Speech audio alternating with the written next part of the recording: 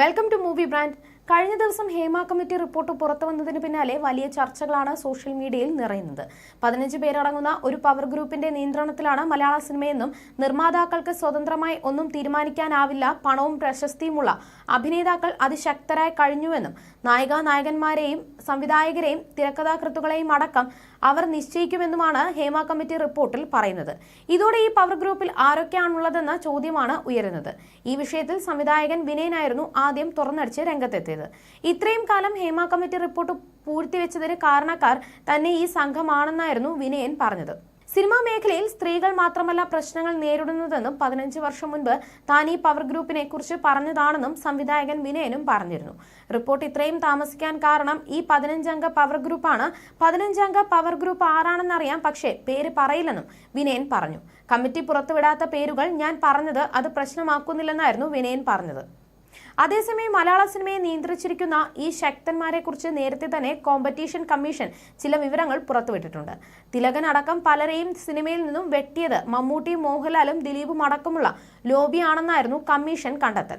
സംവിധായകൻ വിനയന്റെ കേസിലാണ് ഇക്കാര്യങ്ങൾ കമ്മീഷൻ വ്യക്തമാക്കിയത്. നീണ്ട നിയമ പോരാട്ടത്തിനൊടുവിൽ സംവിധായകൻ വിനയന് മേൽ ഏർപ്പെടുത്തിയിരുന്ന വിലക്ക് നീക്കിക്കൊണ്ട് 2017 കോമ്പറ്റീഷൻ കമ്മീഷൻ വിധി പുറപ്പെടുവിപ്പിച്ചത്. ഇതിലാണ് സിനിമയിലെ ലോബിയെക്കുറിച്ചുള്ള പരാമർശമുള്ളത്. മമ്മൂട്ടിയും മോഹൻലാലും ദിലീപും ചേർന്നാണ് വിനയന്റെ സംരംഭമായ സിനിമ ഫോറത്തെ തകർത്തതെന്നാണ് കമ്മീഷൻ വിധി പകർപ്പിൽ പറയുന്നത്. കുറഞ്ഞ ബജറ്റിൽ പുതുമുഖ താരങ്ങളെ വെച്ച് സിനിമയെടുക്കാൻ വിനയൻ നടത്തിയ ശ്രമമായിരുന്നു ഫോറം. അതേസമയം തന്നോട് വ്യക്തിപരമായി മമ്മൂട്ടിക്കും മോഹൻലാലിനും വിരോധമില്ലെന്ന് നേരത്തെ ഒരു അഭിമുഖത്തിൽ വിനയൻ പറഞ്ഞിട്ടുണ്ട്. പ്രശ്നങ്ങളുണ്ടായ സമയത്ത് തനിക്കൊപ്പം നിന്നത് അന്ന് മമ്മൂട്ടിയാണ്. വിനയനോട് ചെയ്തത് ശരിയായില്ലെന്ന് അദ്ദേഹം അമ്മയുടെ ജനറൽ ബോഡി യോഗത്തിൽ പറഞ്ഞിരുന്നതായി വിനയൻ പറഞ്ഞിരുന്നു. ദിലീപിനൊപ്പം ഉള്ളവരാണ് എല്ലാ പ്രശ്നങ്ങൾക്കും കാരണമായതെന്നും വിനയൻ കുറ്റപ്പെടുത്തിയിരുന്നു. കലാസംവിധായകൻ അനിൽ കുമ്പഴയോട് വിനയന്റെ പടത്തിൽ പ്രവർത്തിക്കരുതെന്ന് ദിലീപ് നേരിട്ട് ആവശ്യപ്പെട്ടുവെന്ന് കമ്മീഷൻ കണ്ടെത്തിയിരുന്നു. വിനയൻ ദിലീപിനെതിരെ സംസാരിച്ചതോടെ മാക്ട എന്ന സംഘടന ദിലീപ് തകർത്തെന്നും ഇതിന് അമ്മയുടെ പിന്തുണ ലഭിച്ചതായും വിധിയിൽ പറയുന്നുണ്ട്. അതേസമയം വിനയന്റെ സിനിമകളിൽ നിന്ന് പല നിർമ്മാതാക്കളും പിന്മാറാൻ കാരണം സംവിധായകന്മാരായ ബി ഉണ്ണികൃഷ്ണനും ബി മലയിലും ഇടവേള ബാബുവും ചെലുത്തിയ സമ്മർദ്ദമാണെന്നും കമ്മീഷൻ വിധിയിൽ പറയുന്നുണ്ട്.